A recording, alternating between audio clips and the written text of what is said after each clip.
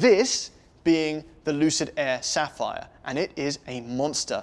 This marks the beginning of Lucid's new performance brand called Sapphire, because apparently the 11 horsepower Air Dream Performance we drove in the canyons and the 1,050 horsepower Grand Touring Performance that we scared Chris Harris in don't count as performance. So now we have this. It has over 1,200 horsepower. It boasts some absolutely insane numbers. Less than 2 seconds to 60 miles an hour, less than 4 seconds to 100 miles an hour, under 9 seconds for a quarter mile. And you're thinking, well, that's pretty crazy numbers. It must be expensive. And you're right, it costs a fortune. $250,000 US starting, $325,000 Canadian. That's a lot of smackaroos for something that's named the same as a Pokemon game. But I've been thinking about this for mere minutes, and you realize that the Koenigsegg Gemera, which costs 1.7 million, has similar performance to this. And the Rimac Nevera, which beats this by 0.05 seconds to 60, is also in the millions. So what you're looking at is a performance bargain. Unless you're thinking about the Tesla Model S Plaid, whose price starts with a 1 before it. But this is now a tri-motor like the Plaid. It has more horsepower, it's allegedly quicker, and it looks different. The Model S Plaid doesn't really change when you get to the Plaid. This has some impressive visual, subtle changes. First, the Lucid Air Sapphire only comes in blue. The blue is called Sapphire Blue, and it benefits from the stealth look that Lucid recently announced, so it gets dark here instead of the light silver. Also across here, this is normally a big silver blade, which some people didn't really like. It contributed to the shaver look. This now looks more stealth. I think it kind of looks cool. But more importantly, on the performance side, we have some more stuff going on. Everything's in the name of performance for this, which is good because they're charging a fortune for it. This has fender flares now. These are 12mm on the front, and it gets wider at the back with 24mm. And below those, and Thomas will be happy about this, we have wheels that aren't obsessed with looking like they have good aero. These are performance-based wheels. They've chosen lightness. And if you really do want to get the range in, they have these carbon fiber covers that you can stick on for your longer journeys. But as it stands, these look great, and they still get the blue of the Sapphire.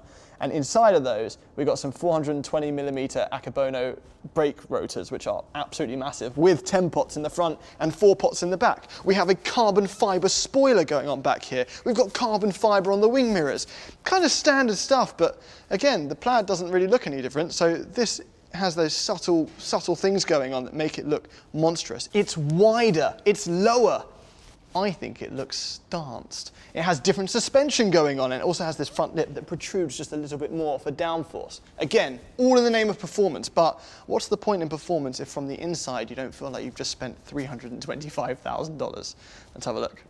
Okay, inside, the most powerful sedan ever.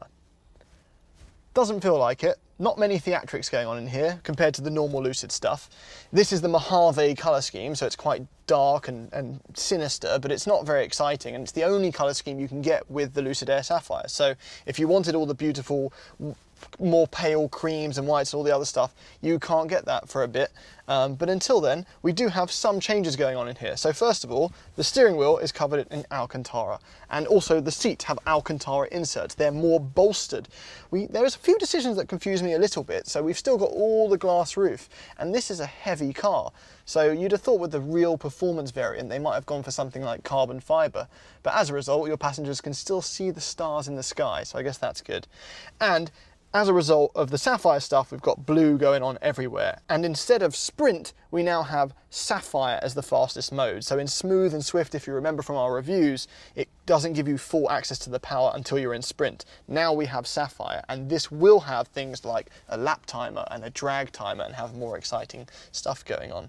That font really does look like a Porsche font, doesn't it? So, sitting here, very similar, very normal, very comfortable.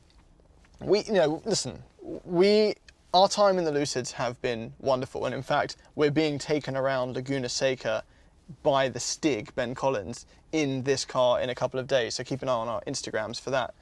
But yeah, we love it a lot. They feel like an absolute step up from the Teslas, and that sounds a bit shilly. I'm not being shilly, I promise. If I was being shilly, could I say pee pee, wee wee, poo poo, la la? Probably not. but just they are seriously impressive next-gen feeling vehicles. Does that work?